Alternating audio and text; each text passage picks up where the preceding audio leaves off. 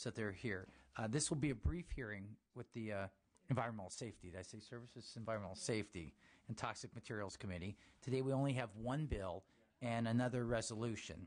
The author on item number 1 on Senate Bill 646 has pulled that bill, so that will be heard at our next hearing, which will be June 28th. We won't call the roll. First one is item number 2, a measure by Senators LaMalfa and Correa. Senator LaMalfa, please come forward. We've modified our rules here in the committee, so you have an unlimited amount of time to present. And at the discretion of the chair, we don't follow the 2-minute rule. So please welcome to our. It's the only bill, maybe that I just wouldn't want you to feel like you didn't have a full afternoon here. But that thread aside, well, it should be pretty smooth going here, I think. So I'm presenting. Thank you, Mr. Chairman and members. I'm presenting on SB 909, which is an extension of a previous piece of legislation by Assemblywoman Barbara Matthews back in 2004. I think your mic is not on. Not quite loud enough? Yeah, there it is. There we go. All right. I got to choke up on that thing. There we go. So, in a nutshell here, what we're doing is we're extending the sunset on what we found to be successful rules for the disposal of treated wood waste, ensuring that the waste is dealt with responsibly and cost efficiently. These are the types of wood waste you would find as typically railroad ties and power poles, telephone poles, such as that. And so the program has worked well in the past, and so we're seeking to extend an expiring statute now that expires in part in 2012 and 2013 for an additional 5 years. So I have witnesses with me here today. Kathy, would you like to take it? Or Ted? Oh, Mr. Chairman and members of the committee, my name is Ted Ledoux. I'm an executive director of the Western Wood Preservers Institute. The institute represents the pressure wood treating industry in Western North America, and I'm here in support of SB 909 and the extension of the existing sunset, which is scheduled to expire on June 1, 2012. I'd just like to comment that when the initial law, one of the goals of the initial law was to, which by the way was overwhelmingly supported by the legislature in 2004, was to provide some statutory guidance in regards to the uniqueness of treated wood waste and provide for its disposal in Class 1 hazardous waste facilities or composite lined portions of Class 1 and 2 landfills with leachate collection. And we believe that the goals and certainly the spirit of the law is being achieved as designed. And we certainly think that that's going to be further supported when DTSC releases the report that reviews the compliance and implementation of the alternative management practices that went into effect in July of 2007. Also, just to let you know that the industry has been doing their part of seeing that the law has been successful. We've have initiated an outreach and education program where we have provided materials, warning materials, and information to our customers, as well as we've provided to the construction industry, as well as provided language that wholesalers and retailers can use at their place of businesses near where they sell our products. In addition, the Institute has established a dedicated website for the public, as well as a telephone hotline. So there's been a lot of activities to try to make this bill be a workable bill. I would think that I would characterize it as this is probably a success story as far as where all the stakeholders that were involved in passing the original law. Basically, we have a win for the state, the public, and for the industry, and it certainly warrants the extension of the existing sunset provisions. Thank you. Mike Rogie with California Manufacturers and Technology Association. We're also in support. Thank you. Okay. Are there members of the public who are opposed to the legislation? Oh, support. Oh, I'm sorry. Amy Mago on behalf of the California Chamber of Commerce and support. Other members of the public now that oppose the legislation? Members of the committee, anybody have? We don't have a quorum. Yeah. We're waiting for that. Maybe they'll- Are there members of the committee that have questions of the author?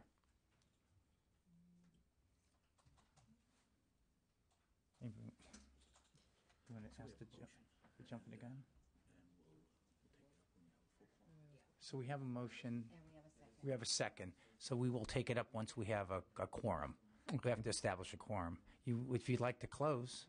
Yeah, I'll the- close briefly on that. The committee. Sure. Additionally, the bill provides for that there will be a website and an 800 number for folks to have the information on proper handling and disposal of treated wood waste in the future, and that Department of Toxic and Substance Control has a pending information that they're coming out with. They'd hope to have it by June 1.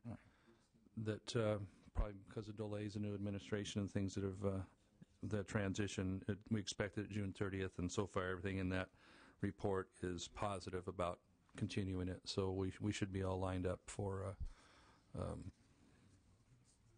a comfort level with this as we've had in the past. So I appreciate your consideration, and I ask for your future aye votes, please. Thank you very much. Okay, thank you. We will wait for Miss Senator Pavley. And wait. No. And a quorum. Thank you. Okay, thanks so much.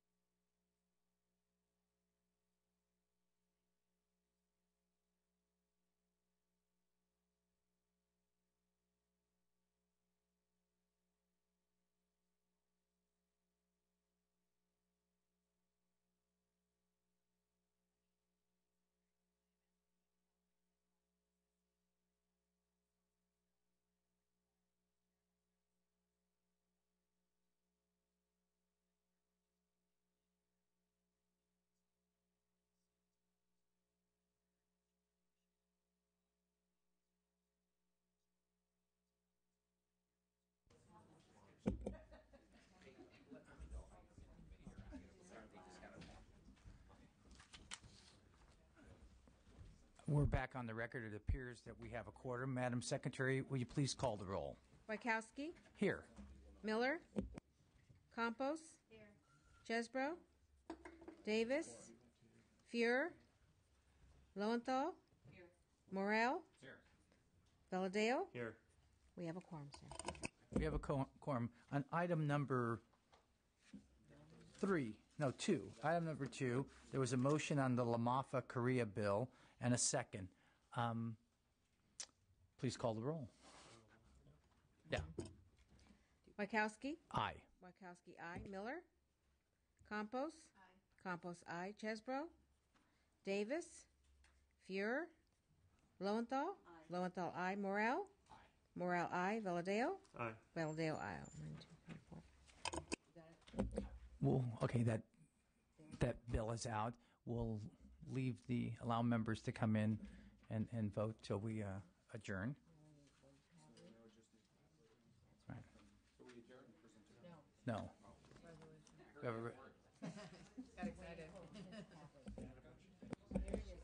We do have Senator Pavley here.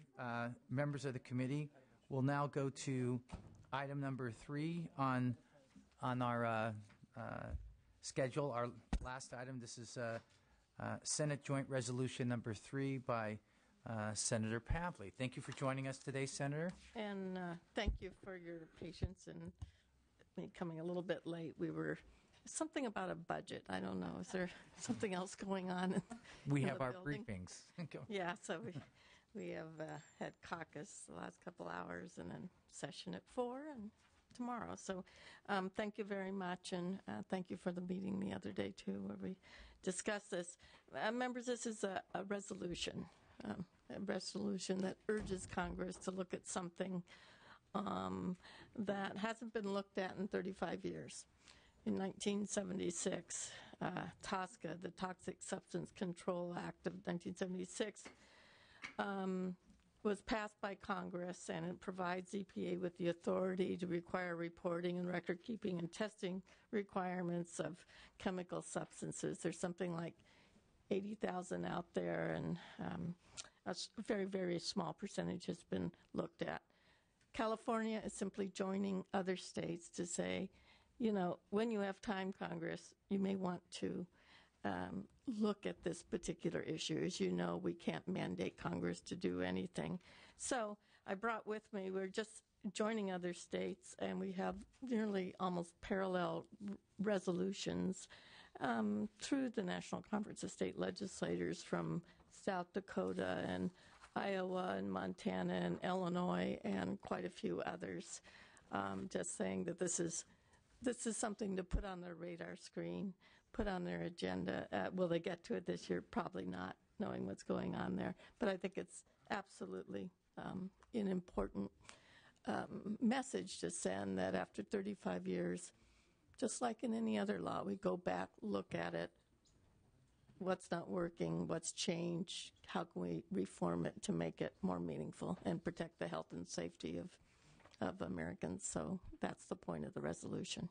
Do you have witnesses that's in support or to testify in support of the measure or the resolution? Bill Alio for the Environmental Working Group. We support this resolution. I've seen the industry objections, and they do point out they are asking, they openly admit to Congress that TSCA needs reform. No doubt there. But I think the things in this resolution, as summarized in the analysis, are outstanding recommendations to make to the federal government as we move forward in amending this very now outdated law. Thank you. Mr. Chairman, members, Donna Brownsey, on behalf of the Breast Cancer Fund, we also support the resolution for the reasons stated. Members, I did have an opportunity to meet with Senator Pavley about the resolution because, well, as the staff report indicates, industry opposes or would like to see TSCA opened up again. And there was a suggestion that there'd be some reference on this one small bit that they agree on, that they would be mentioned in the resolution. And Ms. Pavley, we did meet yesterday about that. And you have the resolutions from other states that appear to be consistently do not mention those efforts. So, well, we wouldn't want to leave out some, and I should point out, I mean, point well taken. When I discussed the issue with EPA Secretary Lisa Jackson, she said she is working collaboratively with the ACC and others in relating to toxic reform. It's one of the primary issues on her agenda, but it's a go slow, very thoughtful process that they're working collaboratively together, and we're just suggesting continue the good work. It needs to be done. Right, and so we'll note the industry is urging the modernization of TSCA too, and hopefully this collaborative effort could bear some fruits. Yep. Are any questions by members of the committee? There's a few more. Oh, sorry. Of support. Hello. Monica Jansen with Sierra Club California in support. And I'm Lori Chin on behalf of Clean Water Action in strong support.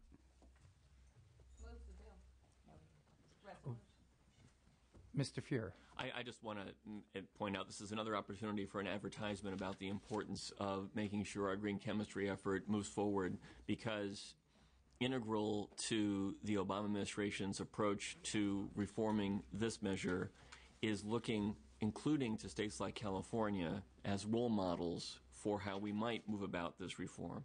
And there is pending federal legislation that relates to these issues. Lautenberg has a bill, for example, that would move in that direction. And so we continue to be poised at the potential forefront of this national reform effort and to be a potential model for the country if we can collaboratively move forward immediately here. So just a brief moment to advertise again. We have an opportunity. We should seize it.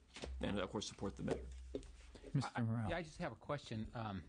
Help me work through the difference between the green chemistry and their functions, and does this overstep, does it accommodate? We have the green chemistry, so states have the ability under federal law to have their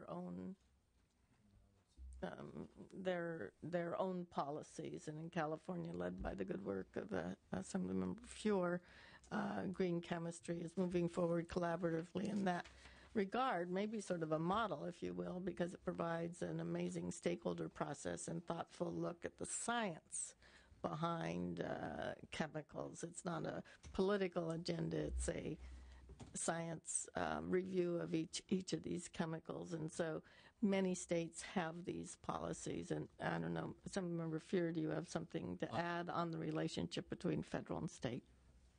Oh, just extremely briefly. Yeah, there's. If your question is there any federal preemption what we're doing here? The answer is no. And in fact, quite to the contrary, there's a looking to us, as I say, as how to do it better. Among the deficiencies in TSCA, for example, is its grandfathering of many, many, many chemicals that will never require any meaningful analysis at the federal level. Everybody agrees that's bad science. There are many other similar deficiencies at the federal level. And as you've heard, the chemical industry, others think this is a time to revamp the federal approach. It's really a consensus-based thing now. Yeah, I think my only question was, if we have the green chemistry, why do we need this one? And I know it's a resolution, but that's the only clarifying question that I was looking for. Well, this is actually to spur a change in national policy, not merely California's policy. Or at least a relook of 35 years. I think any rule or law maybe should have some review. Let's hear from members of the public who are opposed to the resolution. Certainly. We do have a motion that was made by Ms. Lowenthal. There's a second by Mr. Fuhrer, so with that noted. Thank you, Mr. Chairman and members. Tim Shustic with the American Chemistry Council. Do appreciate the committee's recognition, Senator Pavley's recognition that my organization and others are involved in a very extensive effort to encourage Congress to modernize TSCA.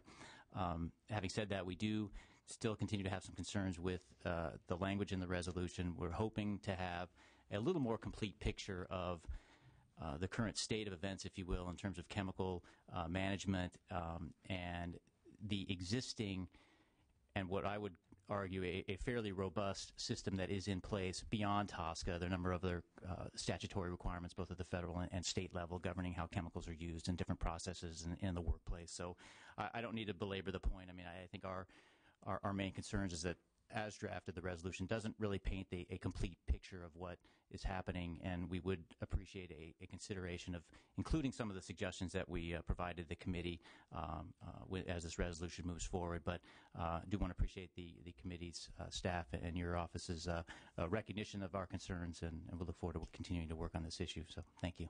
Thank you. Mike Rogie with California Manufacturers. We urge a no vote for the reasons Tim just stated. Thank you. Discussion, members? One more. Oh, sorry. I'm missing people today.